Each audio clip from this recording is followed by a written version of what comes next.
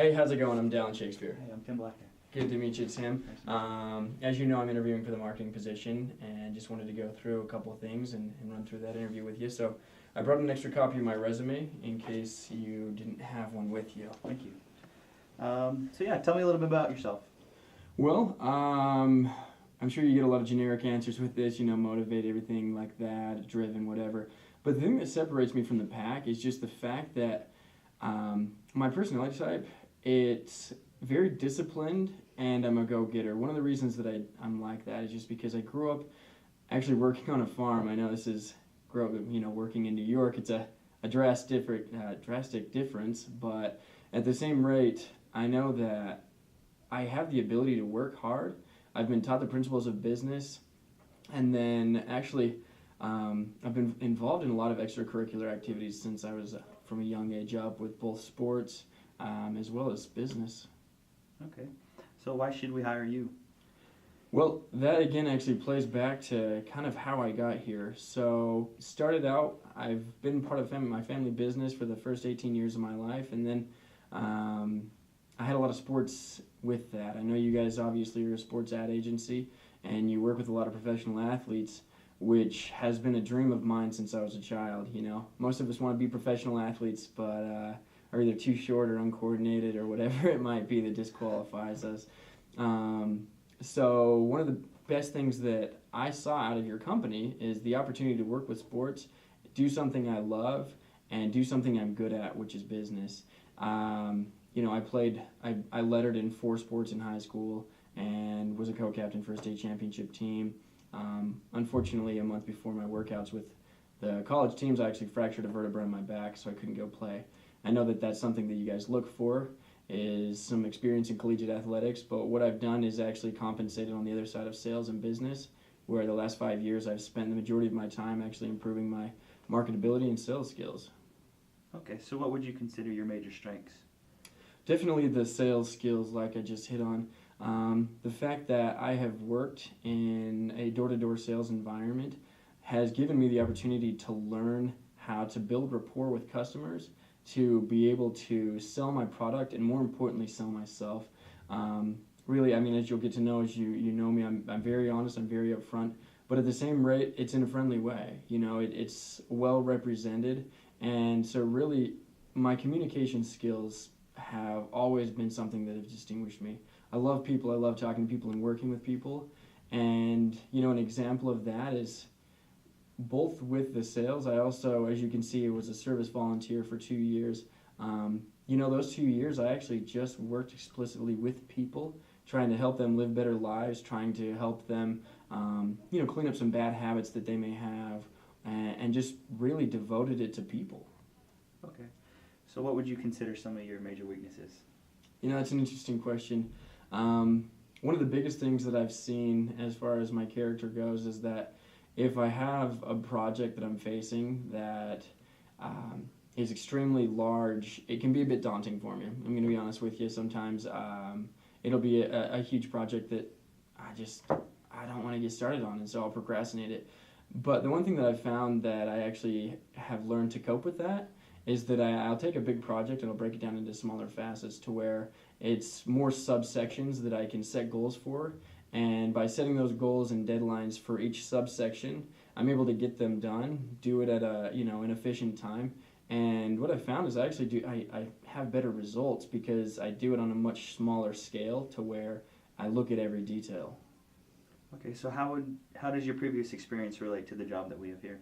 I've kind of touched on that a little bit, both with the sales and the sports. Specifically for this position, I know that my experience will help me both because I've worked with people in a range of socioeconomic backgrounds.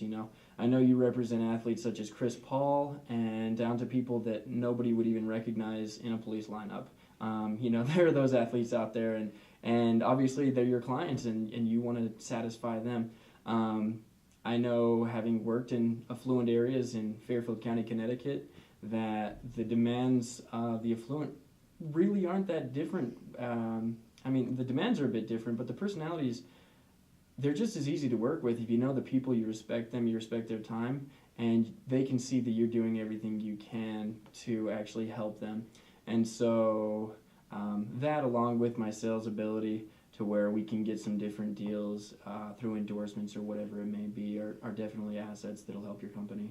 Okay, so what would your former employers, professors, or references say about you? Yeah. Professors, I think, are something I could highlight a bit more just because I've been in school and they know me a bit well. My marketing professor, if you were to talk to him, he'd be able to give you a really good insight because we actually spent a week in Florida together doing some competitions representing our university.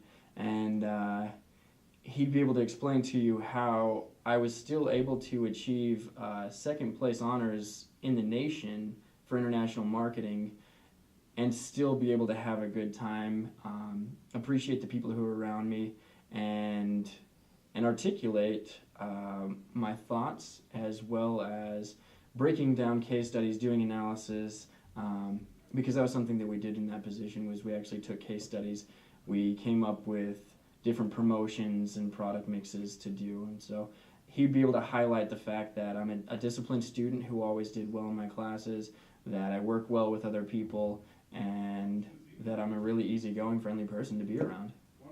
Okay, could you give me an example of a time you had a conflict with another person and how you handled it? Yeah, I know sometimes this question even directs it towards management, and that's something that I have had experience with. There was a manager that I worked with at one point when it was a recycling inkjet cartridge company. You know, we'd call schools and get the little kids to recycle their inkjet cartridges. You know, a pretty simple business, and then as we recycled those, we'd refill them and sell them. The commission was really bad in that job. It was just deplorable, and the motivation to get the commission, just to give you to scale, it was 25 cents a sale. Really, it just didn't make a difference to me. I mean, 25 cents isn't motivating. And so I talked to my manager and I said, you know, I understand that you guys have profits and quotas to reach, but in all honesty, I think one of the reasons that a lot of the people on the floor aren't reaching their goals is because the commission isn't really an incentive at all. It's almost mockery. When she would leave the building, you know, I saw a couple kids, they didn't even treat company property respectfully or anything like that. For instance, playing baseball with a tennis ball and a keyboard. Like they screwed off. And so as much as I tried to keep, I wasn't the assistant manager, but I did know some of the people. I tried to get them to work in line. I talked to her and I explained to her the situation and said, look, something needs to be done. She disagreed with me. She said that there wasn't any way that they could actually increase the commissions, and you know, in respect for her position, I honored that, and I said okay. And that company actually did end up going under about 2 years later. Okay, so what are some of your plans or goals for the near future? Near future, I obviously am going to finish getting my undergraduate degree in economics, and then as I do that, you know, working for you guys would be great. So I expect to work for you guys for roughly 3 to 5 years as a tentative basis, and if the opportunities arise to move into management and I can see that this is a company where I can excel and do well in and actually contribute to making a profit and represent you well, if it's something that's going well, I'll continue to do that, and I will stay, you know, and climb in the company and help as much as I can. If that is for any reason something that doesn't work out, you know, I'll go back and get my MBA and still, because I've studied your company culture and everything like that, you know, I know you have different offices in Virginia or New York, and perhaps you would expand to going internationally. I have a lot of experience in France as well as just with international marketing. To be a manager for an international position is something that I would enjoy doing roughly 5 years after getting that MBA. Okay. What sort of pay do you expect to receive? Well, having researched it out a little bit and talked to a couple of the employees here, I know that the average starting salary for someone with a college degree is around $55,000. Now, as for myself, I have a degree in economics, and as you can see, my GPA shows that I was well disciplined in that. You know, in all honesty, where economics allows you to climb to management faster than other degrees because you truly understand the market and everything like that, I think it's fair to start at $60,000, and you know, as far as health insurance and the specifics to medical benefits and everything like that, it's probably something that we'd want to address at a different time, just so that way we have a little bit more time. We can sit down with the HR people, see what works best. Okay. So do you actually have any questions for me? Yeah, I do. Number one is just your management style. As for myself, not a big fan of micromanaging just because I've always been able to get things done, and I don't need someone to breathe over my shoulder, even if it's that they're trying to help me. It just kind of seems unnecessary. Yeah, we usually don't micromanage. We usually just try to leave it up to the employees to do their work and leave it all on them. Okay, that's great. Yeah, that's something that definitely makes me even more interested in working with you guys. The other thing is, as far as you directly, what type of things do you enjoy personally most about working for Octagon? Well, it's just basically the culture of the company. I really enjoy the great ethics they have here, and it just mingles well with the values and Yeah, that I have. that's good because that's something that I'd read on was that you guys had high ethical standards, and that's one reason I applied, and I'm glad to hear that it's actually implemented. And the other thing is like I mentioned about those opportunities to work internationally. Do you foresee that coming open in the future, or what's that looking like? We actually do in the near future. Might be able to have some overseas opportunities that we could have. Okay. So Yeah. All right. Well, that's great. And I appreciate everything that you've offered for me. I'll call and follow up with you guys in about a week, see if there are any other questions that you wanted to ask me, and we can go from there. okay. Would you like a business card? Yeah, I'd love one. Thanks. Thank you very much. You were great.